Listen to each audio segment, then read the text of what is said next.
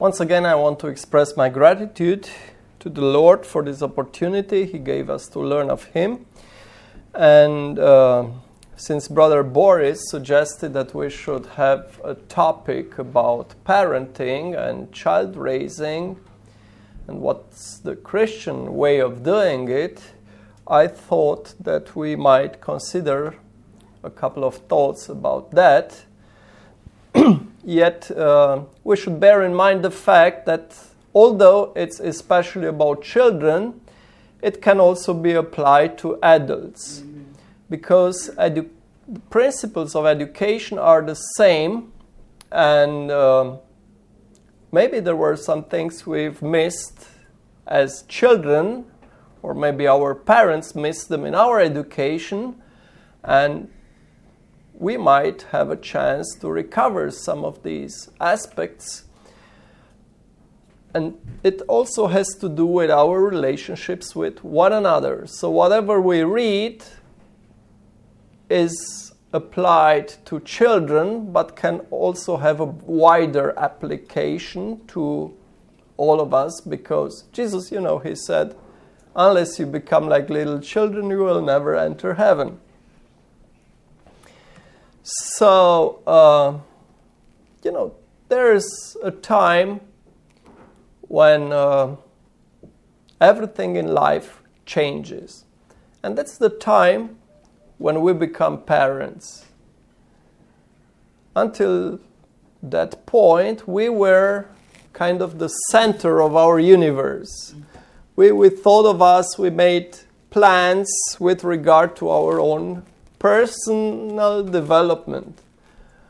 Once you get those little creatures, you forget about yourself. You forget about your hunger, you forget about your sleep, you forget about your plans and your interests, because now your focus has shifted to something more important, which is the well-being of those children. And God has put this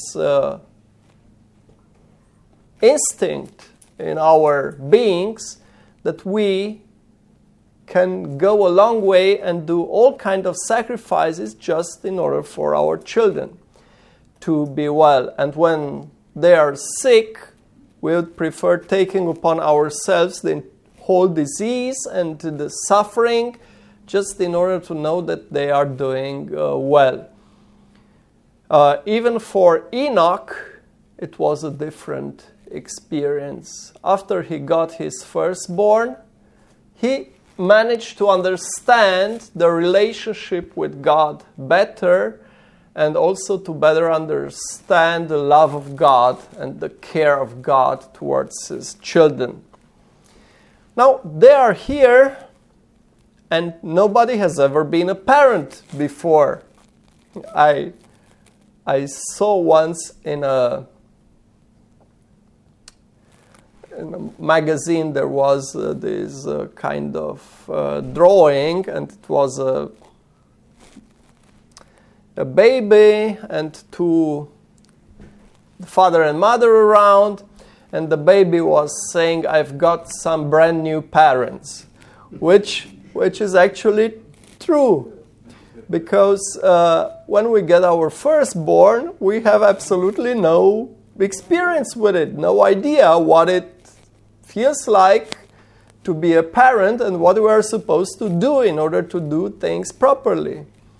I remember the day my wife came out of the hospital with our firstborn.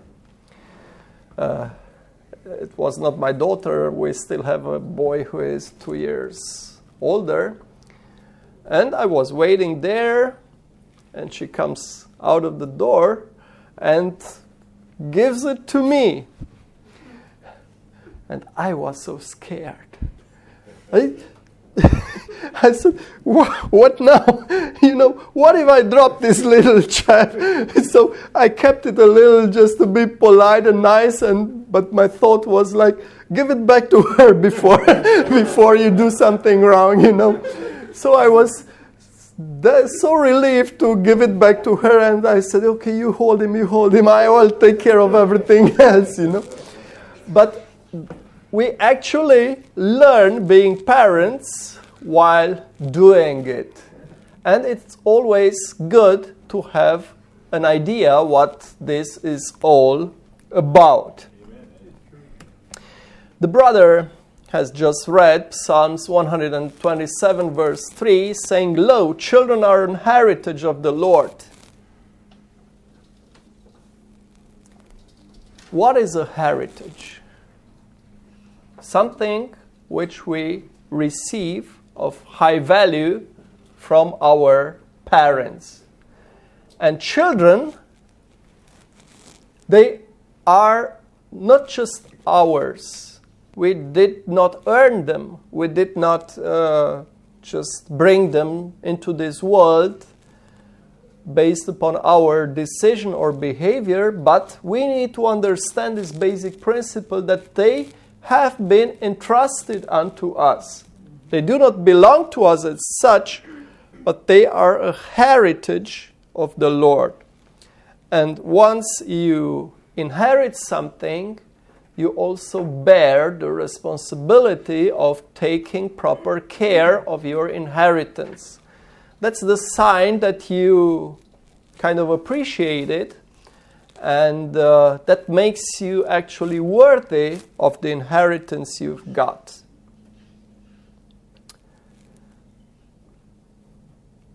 Nowadays, the world has changed. People keep thinking how to avoid getting children, but in the good old times, when the world was still in the proper position and the minds of the people were still sound enough, the children were regarded as a value, as an asset. And it was a big suffering and anguish if a family could not have children. And it was the highest joy when they got those children. You might remember, for instance, Sarah, the wife of Abraham. She was like a princess. She had whatever she desired, but as long as she didn't have her son born of her own womb, she was not satisfied with anything else. And then Rachel, the wife of Jacob, she had the same kind of frustration. Because in those times, they did not think in the terms we are used to think today. We learn at school that there's this abbreviation they call a certain category of people, they call them DINKs. That stands for double income, no kids. Yeah. So both husband and wife can go to work, they make good money, they cruise the world, have fun holidays in the most exotical places, and not these troublesome creatures around not to let you eat, not to let you sleep, not to let you do anything, because they keep demanding your attention and your care and concern. And the world becomes more and more selfish. They say, we just want to enjoy life. But it's actually different. People who have had this experience, who have got their children, they know there is no better experience. There is nothing more rewarding than having those people around you, those little chaps, see them growing, see them developing, receiving their love. You can't compare it to nothing.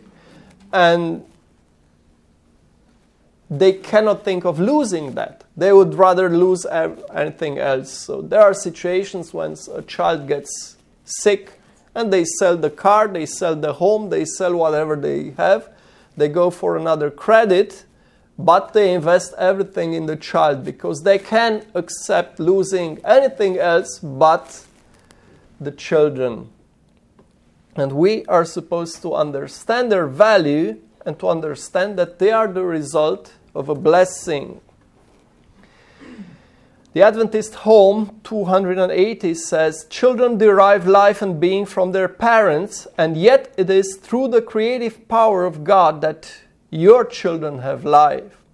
Let it be remembered that children are not to be treated as though they were our own personal property. Children are the heritage of the Lord, and the plan of redemption includes their salvation as well as ours. They have been entrusted to parents in order that they might be brought up in the nurture and admonition of the Lord, that they might be qualified to do their work in time and eternity." So they are not just our property. They are the Lord's property. And when something is entrusted unto us, we should be very careful about how we handle those things, because we have a higher responsibility to us. And here it says that they've been entrusted to us, that we should bring them up in the nurture and admonition of the Lord, qualifying them for their work in time and in eternity. In Child Guidance, page 23, says, "Parents are to look upon their children as entrusted to them of God to be educated for the family above." Actually, life here is a school, a preparatory school for the life above.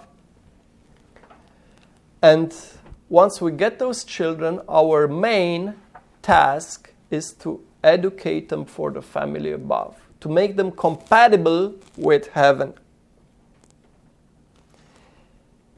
It says that parents will look upon the training of their children as a sacred work, entrusted to them by the Most High. It's a sacred work. Testimony says that the work of the mother is not of lesser importance than the work of the minister. She does the same thing, but it's a kind of full-time job. All around the clock, they keep being on duty. And this is a sacred work. Now, one time I heard a sermon. It was about another topic, but I remember the main idea. It was Brother Peter Losevic who had this sermon in Roanoke. And he said that every child which is born as a debtor. So Brother Peter took the national debt of the United States, which is like 20 trillion, and then divided that number to 300 plus million inhabitants of the United States, 320 something. And then it resulted that there is a national debt of a certain amount per capita. Now when a new child is born, it becomes partaker of this debt. So as soon as you're born, you've got like $60,000 debt to the government, yeah? Because there's a debt, and you're being part of the nation, you're part of the debt. But there's also another approach to it. Children are not just born with this kind of more or less real debts. But in the book Adventist Home, it says that remember that children have rights which must be respected. When that child is born, he's got rights. And what are his rights? His rights are my duties. So, if he's got rights, I'm responsible to observe his rights. Now, what are those rights which children are born with? You know, they keep talking about the human rights. You cannot abuse a child in any manner. They've got their general human rights, and there's also another right. It says at Adventist Home 306, children have claims which their parents should acknowledge and respect. They have a right to such an education and training as will make them useful, respected and beloved members of society here, and give them a moral fitness for the society of the pure and holy hereafter. So there's this right of our children, which the testimonies say it's the right to education and training. Such an education and training as will make them useful. There are actually two types of children. There are some children who are useful. That means they are very careful about the needs of the people around them. And they try to be useful, to meet those needs, to attend to those needs, to help here and help there. And there are some others who are like, they expect everybody else to attend to their own needs. And all what they know to do is to issue demands. I want this and I want that, and I need this and you should do that for me. And if you don't do it, they are miserable. But this should not stay like that. It says that they have the right to an education which should make them useful. And once they are useful, of course, they are also respected and beloved members of society here, and give them a moral fitness or qualification for the society of the pure and holy hereafter. And remember, it's not just their right, but it's our duty to provide them with that kind of education. Now, what place should that have on our list of priorities in life? The education of our children.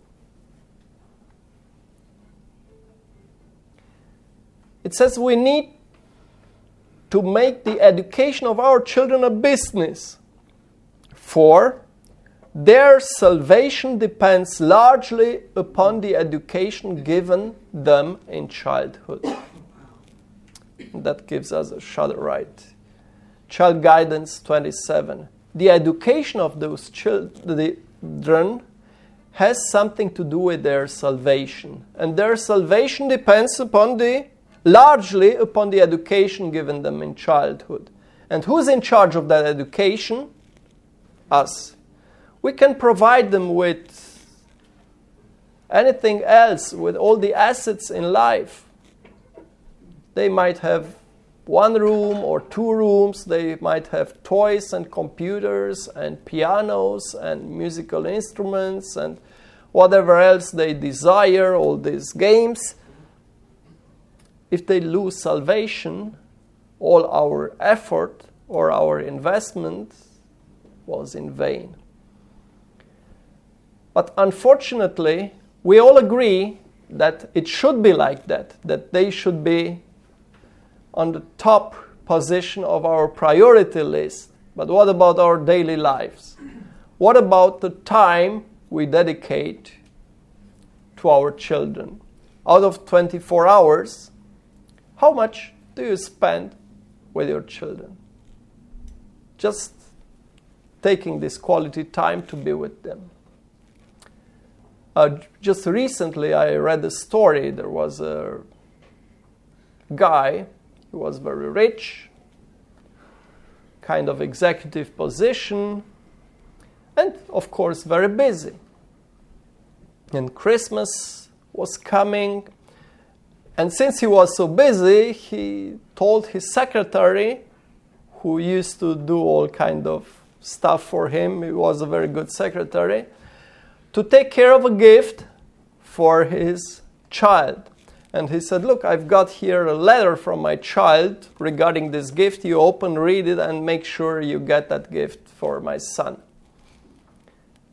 So she took the letter, she opened, she read, and no, usually she used to solve all the issues, all the assignments which her boss gave her. And he knew, he was almost sure, I gave her this assignment, she will take care of it. But this time she came back and said, sorry, sir, I cannot do it. You should better read the letter and do it yourself. He got kind of annoyed. How do you mean you cannot do it? Just see what the child wants and you go and buy it.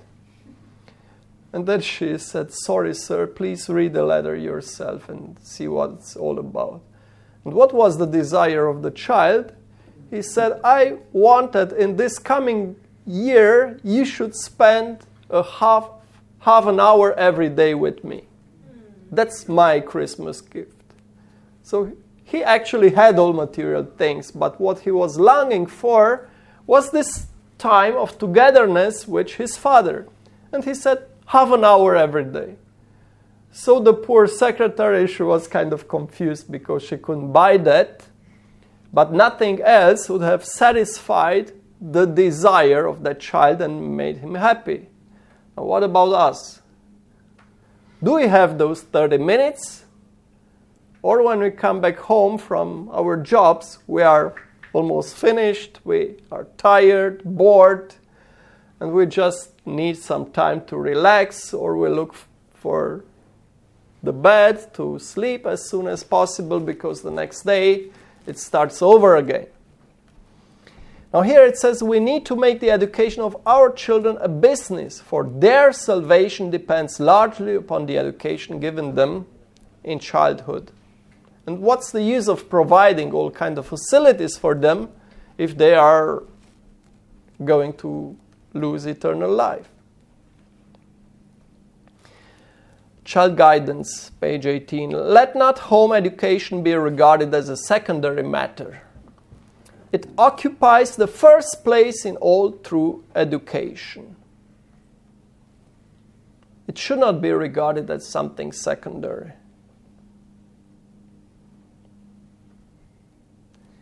Parents send their children to school, and when they have done this, they think they have educated them. But education is a matter of greater breadth than many realize. It comprises the whole process by which the child is instructed from babyhood to childhood, from childhood to youth, and from youth to manhood. As soon as a child is capable of forming an idea, his education should begin.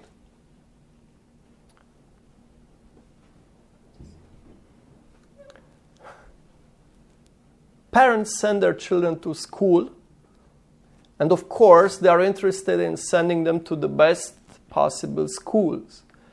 They pick Christian schools, Adventist schools, the most conservative schools in the country. They pay big money for it. They are willing to invest. But when they have done this, they think they have educated the children. But this is not so. Because education means more than what the child, what a school can provide. You know, since some of you are interested in photography, they have a very simple rule to get a good picture. They say f16 and you should be there. You just put f16 and you need to be on the right spot so you get a good picture. Now with education it's kind of similar. You should be there. You should be on the right spot to be able to have them enjoy your presence. Home education is not by any means to be neglected. Those who neglect it, neglect the religious duty. Have you ever thought of that? You neglect your children's education, you neglect the religious duty. You neglected the religious duty, that means you become guilty. So education is not just a moral, but a religious duty, and God will hold us accountable for it. In His wisdom, the Lord has decreed that the family shall be the greatest of all educational agencies. It is in the home that the education of the child is to begin. Here is his first school. Have you ever thought of how powerful the influence of the environment is? The influence of the school is? I noticed this even here in the States. You know, you've got many immigrants, people coming from all over the world.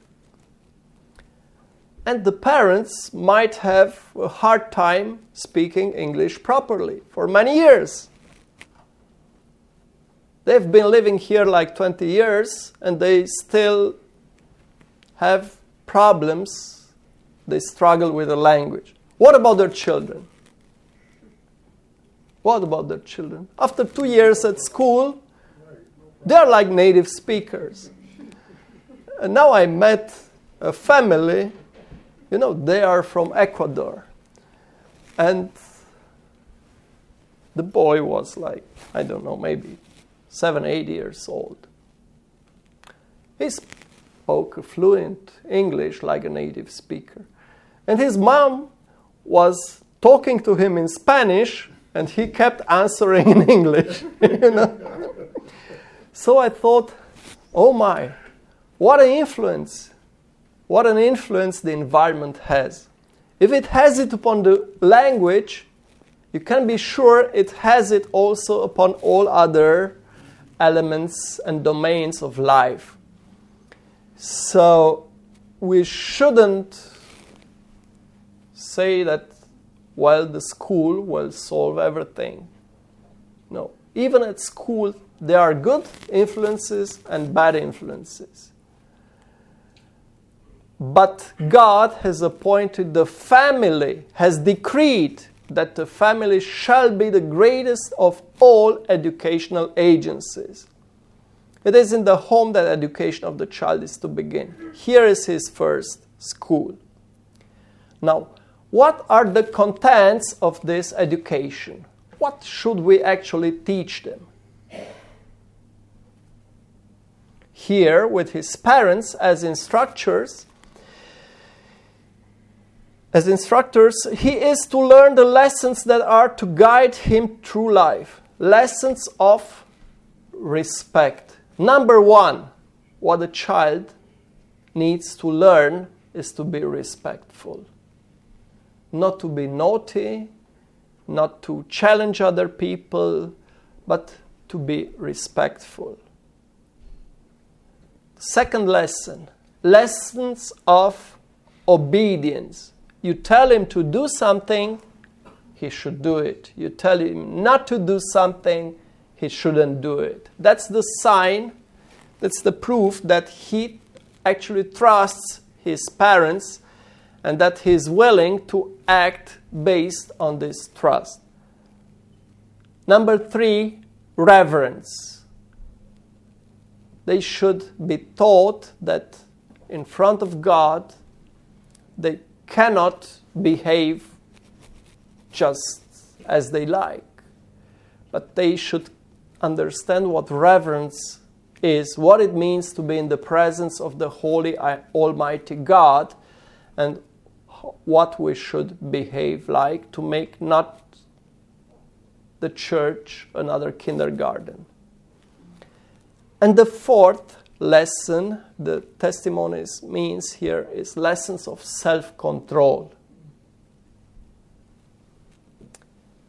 Have you ever seen these children just beating with their feet? I want that and I want it now. You don't give it to me, I will die. I don't know whatever. And they try actually to impose their will upon their parents. because there's a lack of self-control. And we should be very firm about that. If he doesn't learn self-control now, they have a good chance of ending in prison for the rest of their lives.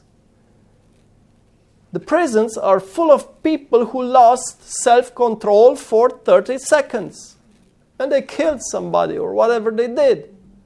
And for the rest of their lives, they have to serve their sentence. They are guilty for what they did, but the parents also have a certain degree of guilt because they haven't taught them to control themselves. It says, if the child is not instructed right here, Satan will educate him through agencies of his choosing. So there are two options. Either you educate your child, or Satan will enroll him in his own kindergarten. How important then is the school in the home? We should stop thinking in terms of worldly profit. How much do I lose if I don't work for 2 hours? I lose like $50. Okay, if I take those hours and dedicate them to my child. But it's better to earn less and to give a good education to your child than to provide him with whatever facilities this world can offer and to deprive him of your presence and education.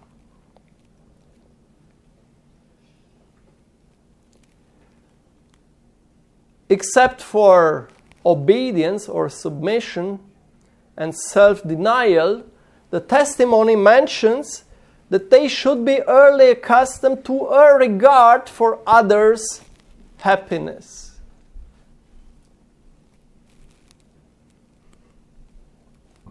They should be taught to subdue the hasty temper, to withhold the passionate word, and to manifest unvarying kindness, courtesy, and self-control.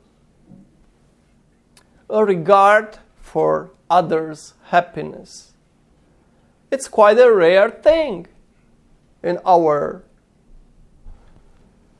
present civilization. Yeah? Everybody has a regard for his own happiness. But to be careful, to be attentive of the happiness of the people around you, that's not that common. To manifest unvarying kindness. Not to be kind just when you have a good day. But unvarying kindness means to be kind all of the time. Courtesy, to manifest courtesy and self-control. By precept and example, teach self-denial, economy, large-heartedness, and self-reliance. This is also part of that education, to teach the children self-denial, that they should be able to give up things and to be happy giving up things for the good of others. To teach them economy, how to manage their own budget, not to spend everything, but always to make economical choices, to teach them large-heartedness and self-reliance. What is self-reliance?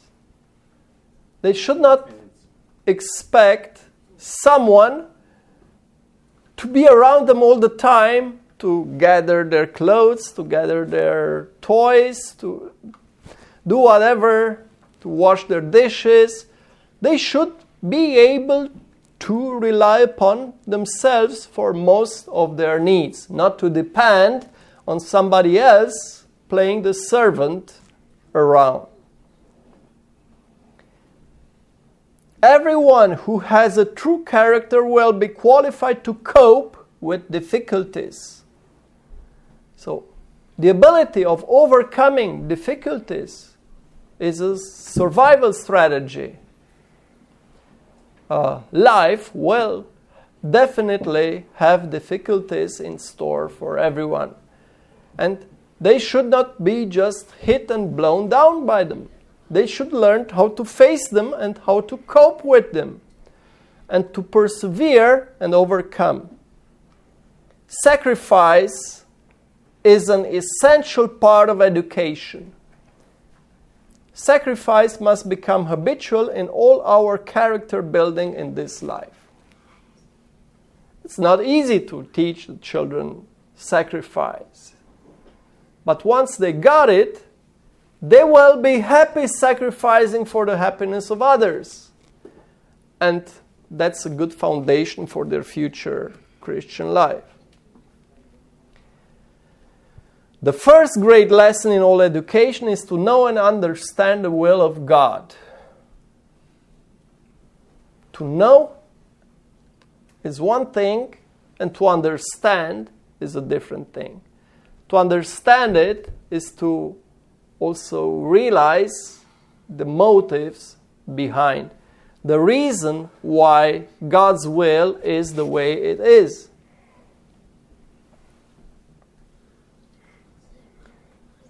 And it also says, God calls for your willing obedience. So once you understand it, you should obey it, not because you have to, but because you agree to it.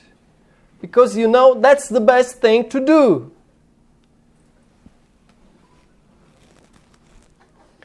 Now there's another point. It says the most essential, enduring education is that which will develop the nobler qualities, which will encourage a spirit of universal kindliness, leading the youth to think no evil of anyone, lest they shall misjudge motives and misinterpret words and actions. So it's the most essential part of education to encourage a spirit of universal kindliness, to be nice to everybody, to be kind to everybody, and to think no evil of anyone. If they hear you at home backbiting, discussing the character of one brother, of one sister, of one minister, of whosoever, they will grow up with the same tendency. But instead of that, we should only utter positive words about the people around us, encouraging a spirit of universal kindliness and not allowing them to think evil of anyone. That's part of essential education.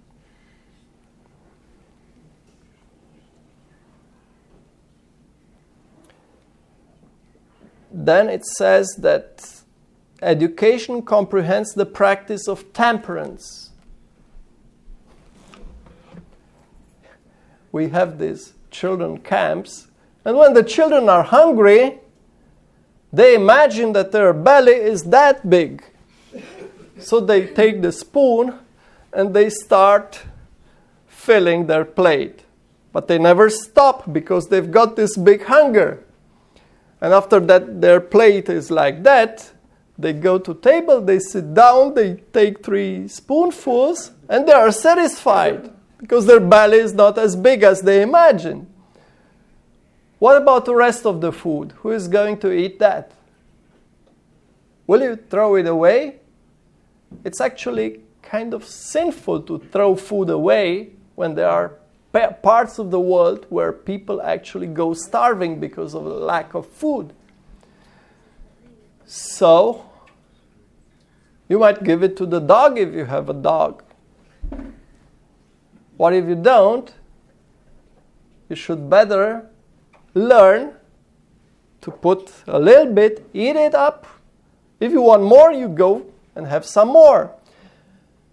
But if you find some dish you really like, what should you do then? Eat, eat, eat, eat until it goes out like this? What does temperance mean? self-control, you should know there is a measure, not to take too much, not too little, just enough, what your body needs and what your body can bear with. It comprehends temperance, brotherly kindness, and godliness. The discharge of duty to ourselves, to our neighbors, and to God. The discharge of duty. We have 3 types of duties. To ourselves, to our neighbors, and to God. It's part of education.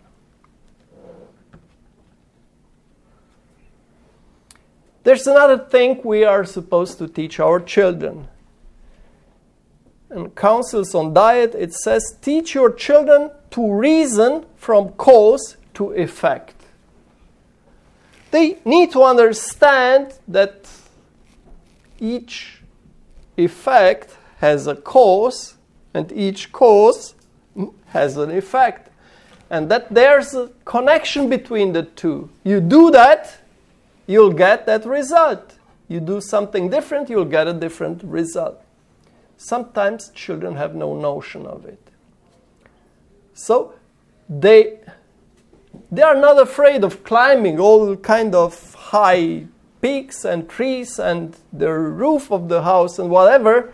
They don't have this sense of danger. If you do that, you may fall down, you may break your leg or your arm or your neck or whatever, so you'd better stay and play here. They don't have this idea of what could happen. Later on, as they grow, they might get some notion of it, but there is a time when you need to be like the lifeguard there, you know. Always paying attention what's the next thing they are going to do and what's the next danger, because they cannot protect themselves. And even later on, if they make wrong choices, those will have wrong consequences. So teach our children to reason, to see the connection between cause and effect. The children should be so educated that they will sympathize with the aged and afflicted, and will seek to alleviate the sufferings of the poor and distressed. You know, there has been this kind of education. If you are not young and strong and you do not produce stuff, you've got no value. So during the Nazi regime in Germany, they were just killing all the sick, the old people. Just dispose of them. They are no good. They produce nothing. And even nowadays, there's such a mentality that if you are old and weak, then you're not good anymore. You know? And we should educate the children to sympathize with the aged and afflicted, and to try to alleviate the sufferings of the poor and distressed.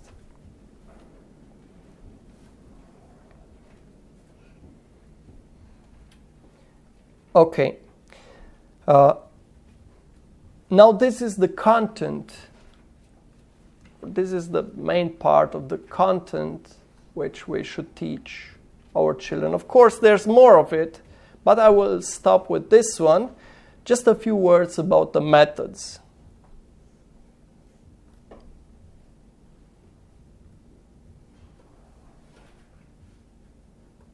Parents should study the best and most successful manner of winning the love and confidence of their children. So you might have the good content, but if you present it the wrong way, it will not help. So we should study which is the best and most successful manner of winning their confidence. If you've got their confidence, it's more likely that they are obedient.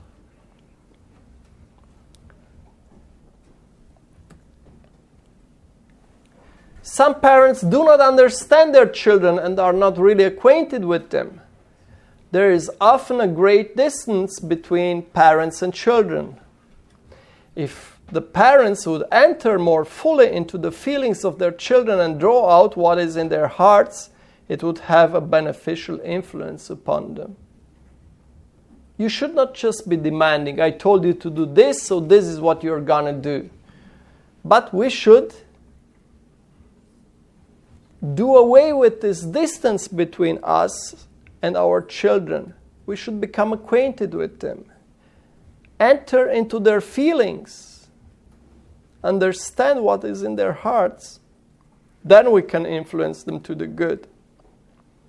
Give some of your leisure hours to your children. Associate with them in their work and in their sports. And win their confidence. Cultivate their friendship. They will listen to their friends. That's the rule. If you want them to listen to you, you make sure you become their friend. Give some of your leisure hours to your children. Associate with them. Even in their sports, in their games, in their play, win their confidence. Cultivate their friendship. There is danger of both parents and teachers commanding and dictating too much while they fail to come sufficiently into social relationship with their children. They often hold themselves too much reserved and exercise their authority in a cold, unsympathizing manner, which cannot win the hearts of their children and pupils. If they would gather the children close to them and show them that they love them and manifest an interest in all their efforts and even in their sports and sometimes be even a child among them, they would make the children very happy, would gain their love and win their confidence. And the children would sooner respect and love the authority of their parents. If you take time to play with them. If you manifest interest in whatever they do, and sometimes even become a child among them. Parents should encourage their children to confide in them and unburden to them their heart griefs, their little daily annoyances and trials. How can we encourage our children to confide in us? By not having this kind of violent reaction when they do stuff, you know. We need to educate ourselves as well, just to accept what they did, to realize they are children, their knowledge is limited, they have their trials and temptations, because if we go mad when they do something wrong, the next time they will try to conceal it. They will not dare to tell it to us again because they fear our reaction. And we should actually encourage them to confide in us, unburden their heart griefs, and their little daily annoyances and trials. Young children love companionship and can seldom enjoy themselves alone. They yearn for sympathy and tenderness.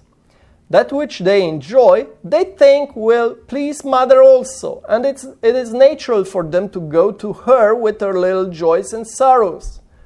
The mother should not wound their sensitive hearts by treating with indifference matters that, though trifling to her, are of great importance to them. Her sympathy and approval are precious. An approving glance, a word of encouragement or commendation will be like sunshine in their hearts, often making the whole day happy. Just by manifesting interest for that. And, there comes a time when God will hold us responsible for the way we dealt with these children. I remember having read another statement speaking about teachers, and it was saying, remember that you are supposed to meet these children in front of the judgment seat of God. Now they seem so small and helpless, and we are the big boss there. But there's someone we are also accountable to. And It is my wish and prayer that when that day comes, we should be able to say, as we read in Isaiah 8:18, "Behold, I and the children whom the Lord has given me are for signs and for wonders in Israel from the Lord of hosts, which dwells in the Mount Zion. Behold, I and the children whom the Lord has given me." We are here, all of us. May the Lord help us to make wise decisions. And to that is my wish and prayer. Amen.